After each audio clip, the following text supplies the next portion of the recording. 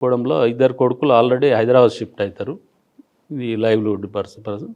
Only చిన్న అబ్బాయి మాత్రమే విలేజ్లో ఉంటాడు, పులిమామిడి విలేజ్ అని.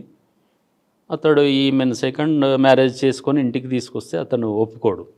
అబ్బాయి ఒప్పుకోనందుకు ఈ సాదిక్ మియా అండ్ ఆషాబీ వాళ్ళు వచ్చేసి ఇక్కడ హైదరాబాద్లో ఈ విలేజ్ ఇది గోపీనగర్కి వస్తారు. వచ్చిన తర్వాత అక్కడ ట్యాంకర్ డ్రైవర్గా చేసుకుంటూ బ్రతుకుతుంటాడు.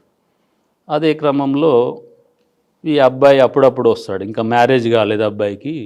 ఈ తండ్రి దగ్గరికి వచ్చేసి నాకు మ్యారేజ్ చేయమని ఒక డిమాండ్. అనదర్ ఈజ్ అప్పటికి ఫస్ట్ భార్య చనిపోయేది కదా, ఆమె పేరు మీద ఉన్న కొంచెం ల్యాండ్ అమ్మేసేసి ముగ్గురికి కొడుకులకు షేర్ చేసి ఇచ్చేస్తాడు. ఇంకో కొంచెం అమౌంట్ అతని దగ్గర పెట్టుకుంటాడు. ఆ అమౌంట్ అంతా ఈ సెకండ్ భార్యకు ఖర్చు పెడుతున్నాడు అనేసి ఇంటెన్షన్ తోటి గొడవ పడుతుంటాడు ఈ అబ్బాయి. ఆ క్రమంలో మళ్ళీ ఒక రోజు రావడం జరుగుతుంది. గొడవలు కంటిన్యూషన్ అవుతుంటాయి. మళ్ళీ ఒక రోజు వస్తాడు. ఆ రోజు కూడా ఈ మ్యారేజ్ పర్పస్ డిస్కషన్ వస్తుండే తండ్రి కొడుకుల మధ్యన. ఈ సెకండ్ భార్య కలగ చేసుకొని మాకేం సంబంధం లేదు, నువ్వే చేసుకో, అది సంథింగ్ ఏదో అంటున్న సందర్భంలో ఇతడు ఆ మధ్యన సాయంత్రం టైంలో ఇది సిగరెట్ తాగే అలవాటు ఉంటుంది అక్యూడ్ రషీద్ పాషా. అతడు వెళ్ళి పక్కకున్న షాప్ దగ్గరికి వెళ్ళేసి సిగరెట్లు తెచ్చుకోవడం, తాగడం, గొడవలు జరుగుతున్నప్పుడు ఇంటి ఓనర్ వచ్చేసి బీహారీస్ వాళ్ళు. ఎలా చెప్పాడు? అదే రోజు నైట్ గొడవలో భాగంగా ట్రాక్టర్ డ్రైవర్ కదా, అక్కడ నుంచి ఆ ట్రాక్టర్ టూల్స్ నుంచి ఏదో సుత్తే తీసుకొచ్చాడు. ఆ రోజు గొడవలో ఏమనలేదు, పడుకున్నాడు. తర్వాత మధ్యరాత్రి లేచి ఆ సుత్త తీసుకొని ఫస్ట్ ఈ పినతల్లి ఆమెను తలపైన గట్టిగా కొట్టడం జరుగుతుంది, తల మీద. ఆమె గట్టిగా అరిచే క్రమంలో ఆమెను దిండుతోటి ఊపిరాడకుండా చంపేస్తాడు. ఈ హెడ్ ఇంజరీస్ అండ్ ఊపిరాడకుండా చంపేసిన తర్వాత ఆ సందర్భంలో అతను తండ్రి కూడా లేచి గట్టిగా అరిచినప్పుడు అతన్ని కూడా కొడతాడు అదే సుత్త తీసుకొని. ఆ సుత్త తీసుకొని కొట్టిన తర్వాత ఇద్దరు చనిపోయారని డిక్లేర్ అవుతుంది. డిక్లేర్ చేసుకున్నాక డోర్ ఓన్లీ దగ్గరికి వేస్తాడు. ఆ తండ్రి దగ్గర ఉన్నటువంటి ల్యాండ్ పేపర్స్, పట్టాదారు పాస్బుక్లు, ఆ తండ్రి యూజ్ చేసేటి ఫోను అవన్నీ తీసుకెళ్ళి అక్కడ నుంచి పారిపోతాడు. ఆ పాస్బుక్లు అవన్నీ అక్కడ పక్కకి ఆల్-ఇండ్ ఫ్యాక్టరీ అని ఉంటుంది, ఆ ఫ్యాక్టరీ పొదల్లో కొన్ని అక్కడ పడేస్తాడు. ఓన్లీ ఫోన్లు మాత్రం తండ్రి ఫోన్లో, అది కొత్త ఫోన్ వచ్చి ఆ ఫోన్ బాక్స్ వచ్చేసి అక్కడే ఉంటుంది, ఎంటీ బాక్స్ తండ్రి యూజ్ చేసేది. ఆ బాక్స్ అక్కడే ఉంటుంది. ఆ తండ్రి ఫోన్ మాత్రమే తీసుకెళ్ళి వెళ్తాడు.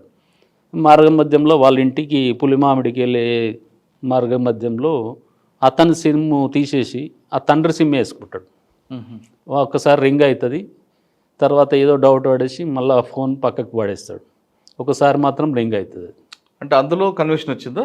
అందులో కన్విక్షన్ సార్. ఎంత వచ్చిందండి? వీళ్ళు అందులో కూడా life conviction sir, double murder case అది. ఈ అంటే అందులో లొకేషన్ డీటెయిల్స్ తీసుకున్న సందర్భంలో క్లియర్గా అక్కడ ఎక్కడి నుంచి ఎక్కడికి వెళ్ళాడు అనేసి అందులో టవర్ లొకేషన్ దొరుకుతుంది సార్. అందులో డిఫెన్స్ తీసుకున్న ఏంటి? డిఫెన్స్ తీసుకునేది సింపుల్గా ఈ భార్యాభర్తలు సెకండ్ మ్యారేజ్ కాబట్టి వాళ్ళకు కూడా ఇష్టం లేదు. ఆమె ఫస్ట్ ఈమె D2 ఉంటుంది కదా, డిసీజ్డ్. ఆ హస్బెండ్ కూడా ఉంటాడు, ఆమెను వదిలిపెట్టేసి ఈమెను పెళ్లి చేసుకుంది.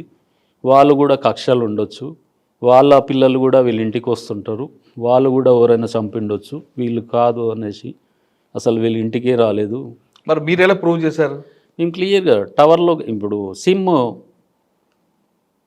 IMEI నెంబర్, ఇందులో ఈ కేసులో డెడ్ బాడీ దగ్గర దొరికిన ఎంటీ బాక్స్, ఆ ఎంటీ బాక్స్ మీద IMEI నెంబర్ ఉంటుంది. ఆ IMEI నెంబరు ప్లస్ అక్కడ అక్యూడ్ యూజ్ చేసినటువంటి ఫోన్ తోటి IMEI నెంబర్ టాలీ అవుతుంది. కాకపోతే వీళ్ళు ఛార్జ్షీట్ చేసినప్పుడు వీళ్ళు ఆ డాక్యుమెంట్స్కి సంబంధించిన కొన్ని ఫైల్ చేయలేరు. ఈ 2012లో కేసు జరిగింది. ఈ రీసెంట్గా నేను 2023లో సంబంధించిన డాక్యుమెంట్లు అనేసి మా ప్రాసిక్యూషన్ ఎవిడెన్స్ కింద మేము ఫైల్ చేసేసి దాంట్లో కన్విక్షన్ తీసుకోవడం జరిగింది. 16 కేసులు 8 లైఫ్ తీసుకొచ్చారు. Yes sir. కానీ గచ్చిబౌలి కేసులో ఒక రౌడీ షీటర్ పట్టపగలు ఒక అటెంప్ట్ చేస్తాడు, అడ్డుకుంటున్న కానిస్టేబుల్ బెదిరిస్తాడు, అందులో కత్తి కూడా సీజ్ అయింది. Yes sir. కానీ ఎందుకు అందులో కన్విక్షన్ రాలేదండి? అందులో అంటే అక్కడ ప్రాసిక్యూషన్ ఫెయిల్ అనుకోవాలా, లేదు, ఇన్వెస్టిగేషన్ ల్యాబ్స్ అనుకోవాలా? ఇన్వెస్టిగేషన్ ల్యాబ్స్ అనేసి అనుకోవడానికి కూడా లేదు, ప్రాసిక్యూషన్ ఫెయిల్డ్ అని అనుకోవడానికి కూడా లేదు. అందులో ఏమవుతుందంటే 302 మర్డర్ కేసు, అది కూడా కత్తి కూడా సీజ్ చేస్తారు. తర్వాత చనిపోయినట్లుండే కదా ఆయన. ముందు 307, తర్వాత 302. అప్పుడే స్పాట్ డెడ్. అందులో ఏమైందంటే ది ఐ విట్నెస్ వచ్చేసి ట్యాక్సీ స్టాండ్ ఓనర్, అతను మహబూబ్ అనేసి అక్యూడ్ కమ్యూనిటీ డిసీజ్ అంతా సేమ్. అతడు ఏమైందంటే అతను చూసిన వ్యక్తి, అతని ముంగడనే జరిగింది. ఇమ్మీడియట్గా 164 స్టేట్మెంట్ రికార్డ్ చేశారు. అందులో కూడా అప్పటికే అతను నిన్ను చూశాను, కత్తి పట్టుకోవడం చూశాను కానీ చంపడం చూడలేదు అనేసి చెప్తారు. అంటే 164 కూడా అదే స్టేట్మెంట్ ఇచ్చాడా? సేమ్. మళ్ళీ మేము ఇక్కడ చెప్పిదానికి ప్రయత్నం చేశాము, అతడు మాకు సపోర్ట్ చేయలేదు. ఎవిడెన్స్ ఐ విట్నెస్ సపోర్ట్ చేయలేదు, అతను ఒక్కరిని మాత్రమే పెట్టారు. కనీసం అట్లీస్ట్ సీసీటీవీ ఫుటేజ్లు అవి కానీ పెడితే ఏమన్నా దీంట్లో రిజల్ట్ వచ్చేది. మరి ఏ విట్నెస్ ఐ విట్నెస్ అందులో కోఆపరేట్ చేయలేరు, అందరు హాస్టైల్. మెయిన్ ఆ రీజన్ తోటి ఆ కేసు అక్విటల్ కావడం. అంటే అది పోలీస్ ల్యాబ్స్ అనాలా? ల్యాబ్స్ అని కదా, విట్నెస్ సపోర్ట్ చేయలేదు. అండ్ విట్నెస్ సపోర్ట్ చేయకపోతే కేసు అవ్వదంటారా? విట్నెస్ సపోర్ట్ చేయలేదు, ప్లస్ ఈ కత్తి సీజ్ చేసినప్పుడు ఆ కత్తి ఫింగర్ ప్రింట్స్ కానీ అవన్నీ తీసుకునేది ఉండేది. దాన్ని బట్టి ఆ పార్ట్ మాత్రం ఇన్వెస్టిగేషన్ లోపాలు ఉన్నాయని చెప్పొచ్చు. ఆ ఫింగర్ ప్రింట్స్ తీసుకోలేదు. యాక్చువల్గా పంచు కనీసం కన్ఫెషన్ పంచ్ కూడా ఆ రోజు సీజ్ చేసిన కత్తి కూడా అది కాదని చెప్తాడు. అన్ని లోపాలు ఉన్నప్పుడు ఏ జడ్జి కూడా ఎవరేం చేయలేరు. అచ్చా, ఓకే, ఫైనల్గా వద్దామండి. టోటల్గా వచ్చేసి ఆ కేసులో విట్నెస్లు ఎవరు సరిగ్గా సపోర్ట్ చేయలేదు. మెయిన్ అట్లీస్ట్ ఫింగర్ ప్రింట్స్ ఉన్నా కానీ ఆ ఫింగర్ ప్రింట్స్ బేస్ మీద బ్లడ్ స్టెయిన్ షాంపుల్స్ తోటి టాల్ అయిన సైంటిఫిక్ ఎవిడెన్స్ తోటి కన్విక్షన్ వస్తుండే.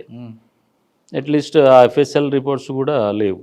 మెయిన్ అది అయినప్పటికీ కూడా జడ్జిలను బట్టి ఉంటుంది. జడ్జిలు చేయాలనుకుంటే చేయొచ్చు కన్విక్షన్, కానీ అందులో మెయిన్ ఐ విట్నెస్ సపోర్ట్ చేయలేదు, ఫింగర్ ప్రింట్స్ టాలీ కాలేదు, ఆ కత్తి కూడా అది కాదనేసి వచ్చింది. దాని గురించి దాంట్లో ఓకే సార్, ఫైనల్గా చెప్పండి, ఈ డిపార్ట్మెంట్ రావాలనుకున్న వాళ్ళకి మీరు ఇచ్చే మెసేజ్ ఏంటి? అంటే సార్ ప్రాసిక్యూషన్ అంటారా లేదా? ప్రాసిక్యూషన్ కాదని అడుగుతుంది. మీ డిపార్ట్మెంట్ అంటే ప్రాసిక్యూషన్ డిపార్ట్మెంట్ కాదు, లాలోకి రావాలనుకున్న వాళ్ళకి మంచి భవిష్యత్తు ఉంటుంది సార్. ఈ మంచి ఇంటెలిజెన్స్ సబ్జెక్ట్ ఇది. ఈ ప్రాసిక్యూషన్ ఇది క్రిమినల్ కేసులు చేసేవారికి చాలా డెప్త్గా ఆలోచించే ఛాన్స్ ఉంటుంది సార్. ఇలా ఒక్కొక్క కేసు నెంబర్ ఆఫ్ కేసులు ఉంటాయి. ఒక్కొక్క కేసు ఈచ్ కేసులో మనం డెప్త్కి వెళ్తే ఒక్కొక్క స్టోరీ ఉంటుంది సార్. సినిమా స్టోరీ కంటే సినిమా దానికంటే హిట్ అవుతుంది సార్. అటువంటి స్టోరీ ఉంటుంది ఒక్కొక్క కేసులో. ఈ ప్రజెంట్ రామ్ గోపాల్ వర్మ గారు సినిమాలు తీశారంటే ఇటువంటి కేసులలో సినిమాలు తీస్తే చాలా రీజన్ ఉంటుంది. అటువంటి స్టోరీ చాలా పెద్ద ఉంటుంది. ఒక్కొక్క కేసులో అంత డెప్త్కి వెళ్ళచ్చు సార్, చాలా స్టోరీ. దీనిలో భాగంగా నేను ఇప్పుడు నెంబర్ ఆఫ్ కేసెస్లో ఇప్పుడు జస్ట్ ఓన్లీ 3 కేసెస్ గురించి చెప్పాను. ప్రతి కేసుకు ఒక హిస్టరీ అనేది ఉంటుంది. దాంట్లో అక్యూడ్ మోటివ్ ఉంది, అతనికి గొడవలు ఎందుకు వచ్చాయి, దాని అంతా రీజన్లు చెప్పుకుంటే ఒక 10 అవర్స్ ఎబోవ్ పడుతుంది సార్ ఒక్క కేసుకు. ఆ కేసు మొత్తం స్టడీ చేసే అంత కెపాసిటీ ఫస్ట్ ఐఓ గారికి ఉండాలి, తర్వాత పబ్లిక్ ప్రాసిక్యూటర్ గారికి ఉండాలి. అదంతా జడ్జిమెంట్ ఇచ్చే జ్యుడిషియల్ ఆఫీసర్ కూడా అవన్నీ చేసిన తర్వాతనే కరెక్ట్ రిజల్ట్ వస్తుంది. ఇక్కడ నుంచి ఇన్వెస్టిగేషన్ నుంచి ప్రాసిక్యూషన్ నుంచి జడ్జి గారికి చేరేవేసే టైంలో ప్రాసిక్యూషన్ ఫెయిల్ అయినా రిజల్ట్ రాదు, ఇన్వెస్టిగేషన్లో లోపాలున్నా రిజల్ట్ రాదు సార్. ఇన్వెస్టిగేషన్ పకడ్బందీగా చేసినప్పటికీ కూడా ప్రాసిక్యూషన్ జడ్జికి ప్రజెంట్ చేసే టైంలో ఏ ఒక్క ఇప్పుడు 64 విట్నెస్, 50 విట్నెస్, 30 విట్నెస్ ఉంటారు. అందులో విట్నెస్లు సపోర్ట్ చేయకున్నా కానీ కేసు వీక్ అయ్యే ఛాన్స్ ఉంటుంది. కానీ ఈ మరి గచ్చిబౌలి 2023లో నేను చేసిన కేసులో మాత్రం మ్యాక్సిమం అన్ని కేసుల్లో విట్నెస్లు సపోర్ట్ చేయించుకున్నాం. ఓకే, కానీ గచ్చిబౌలి కేసులో, పింకీ మర్డర్ కేసులో ఎస్ సార్. అది మీకే వస్తుంది, కానీ వేరే పీపుల్ పెట్టడం వెనక దాని మీద చాలా రీజన్స్ ఉన్నాయి సార్. అప్పుడు 2023 బైఫర్కేషన్ టైంలో ఓన్లీ ఒకటే కోర్టు మాత్రం రన్ అవుతుంది. 14 PS పరిధిలో ఉన్నది ఆ కోర్టు. 15th ఏజ్ కోర్టు 14 PSల పరిధిలో ఉన్నది. సివిల్ జ్యూడిక్షన్ కూడా చాలా పెద్దది. సివిల్ మ్యాటర్స్ కూడా హెవీ కేసెస్. టాప్ 1 తెలంగాణలో ఎక్కువ ఆదాయం సమకూర్చే కోర్టు అదే, అప్పటికే అదే ఉండే. లిటిగేషన్స్ కేసులు చాలా ఎక్కువ. ఫ్యామిలీ ఓపీ కేసులు, ఫ్యామిలీ డైవర్స్ కేసులు కూడా అదే కేసులో ఎక్కువ. టైం కేటాయించలేకపోయారు. అయినప్పటికీ కూడా 18 సార్లు మేము బెయిల్ అప్లికేషన్ డిస్మిస్ చేసేసి అండర్ ట్రయల్ హైకోర్టు డైరెక్షన్స్ కూడా వచ్చింది. అక్కడ కూడా 3-4 టైమ్స్ డిస్మిస్ కావడం జరిగింది. అంటే మీకు అందులో వర్క్ లోడ్, మాకు వర్క్ లోడ్ కదా సార్, కోర్టుకు టైం దొరకలేదు.